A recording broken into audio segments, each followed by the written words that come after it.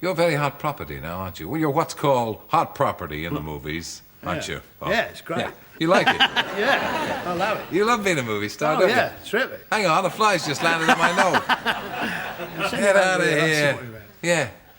I mean, you love it, don't you? You're not one of those people who say, well, no, I don't like being a star. No, it actually comes. I think I can see how people back off from it, but it actually comes to the first time you walk into a public place and everybody in that place knows who you are and you don't know a soul. Yeah. Now, I can imagine like a lot of people actually think, oh, hold up, back off, and that is never going to happen to me again, and they sort of isolate themselves. Well, with me, it was a question of, I've always liked people, you know, and because I didn't know anybody, didn't mean to say I didn't want to know anybody, so I was in there like a flash. You know, what? Hold up, how you going? That was sort of, yeah, and it's great. Tell me, what's fascinated me is that you made the transition with extraordinary ease to American movies, and notwithstanding you've got a Cockney accent, you're one of the very few British actors who can do a convincing American accent. Why did they suddenly, how did it come about that they picked you for the Cotton Club? And then, of course, they picked you for Roger Rabbit and all the rest. How did they know you could do an American accent? I don't think the accent really is that good. It's nobody notices because of the shape. You're shaped like an American. Well, no, if you're 5'6" cubic and you sort of walk on the screen, who's that? Do you know what I mean? And then, who's that fella? So they don't hear what you're saying? No, you slip through. Get out of here. Keep mumbling, you're all right. Elvis Presley started it, you know what I mean? Brando started it. Keep mumbling. You know you say I can't get... No, I ask you what you're doing as a director, you say nobody pays any attention. I'm asking you, you're in American movies, are you? You were once paid an awful lot of money for not appearing in a movie, though, weren't you? Oh, we did with Brian De Palma, yeah. Well, he phoned me up and he sent me this script of the Untouchables. And he said, you know, read Al Capone. So I thought, Al Capone, yeah, I'll have some of this. And I read it and he said, meet me in the Beverly, Wiltshire, in the hotel, in the bar. Oh, we met in the bar. And he said, listen, I want De Niro to do this. I thought, oh, great, terrific. And he said, but if I don't think he's going to do it, but I want him to do it. But if he doesn't, will you do it? I said, yeah, you know, if I'm free. But yeah, I will. Terrific. No, fine. And I went off and I forgot about it. And then I saw in the paper that De Niro was doing Al Capone. I thought, oh, he's got him. Terrific. Then I was sitting there having my cornflakes in the morning and Linda's opening the mail. She went, hold up. She said, we've got to check it for $200,000. I said, what's that? Hold up.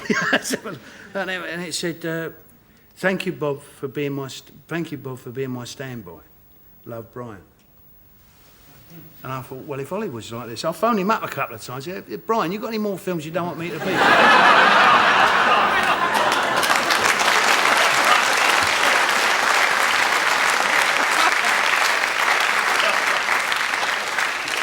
Now, last year's big movie which starred you was Who Framed Roger Rabbit. Now, you didn't do much promotion for that, because did you feel that it was all too hyped, or were you too tired at the time, or what was it? No, I did. I did a lot in America. I did a lot for Disney, but sort of when...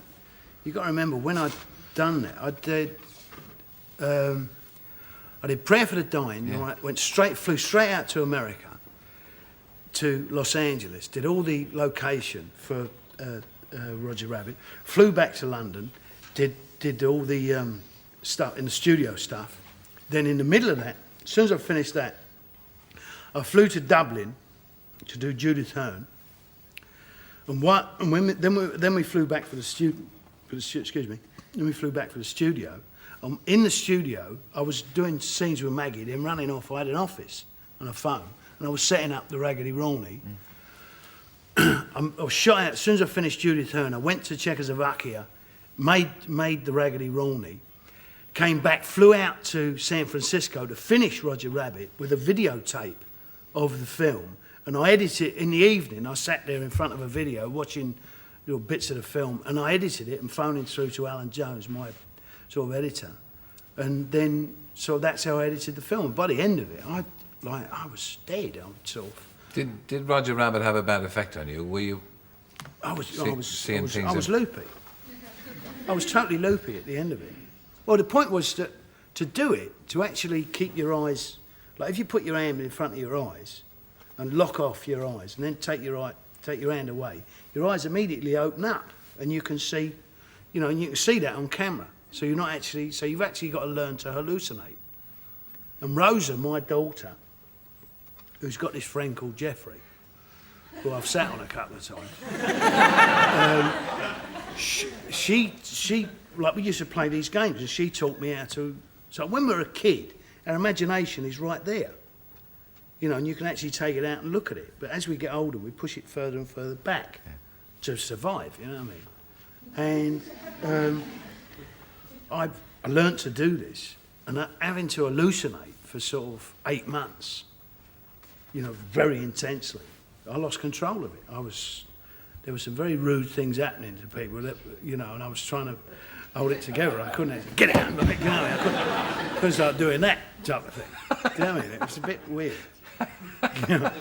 You all right now? Oh yeah, I'm all right. Yeah, Linda took me to the West Indies, you know, and even Rosa said, "You're over the top, Dad. You've gone too far." Well, Rosa debriefed me, you know what I mean? So that's where it went. Yeah, Harvey was the white rabbit as well. Yeah, Harvey. Yeah, but I had loads of weasels and all sorts of things doing some really. And you weren't even drinking? Rude things. Well, I can't say that. Oh. No pink elephants. Did your kids like the film? Did they? Yeah, they did. Jack was a bit funny. How old was Jack? Jack was about, he was just 2, 3, he was just on the verge of being 3, or maybe he was just 3, and he saw it. And like afterwards, he was really funny with me. You know, it took me about 2 weeks to work out what it was. And what it was the fact that here's my old man, he's got mates like Yosemite Sam and Bugs Bunny, and he don't bring them home. He really had the needle with me, you know what I mean? Oh, that, you know, what sort of old man are you? You got friends like this and all I meet is your boring lot. You can understand that.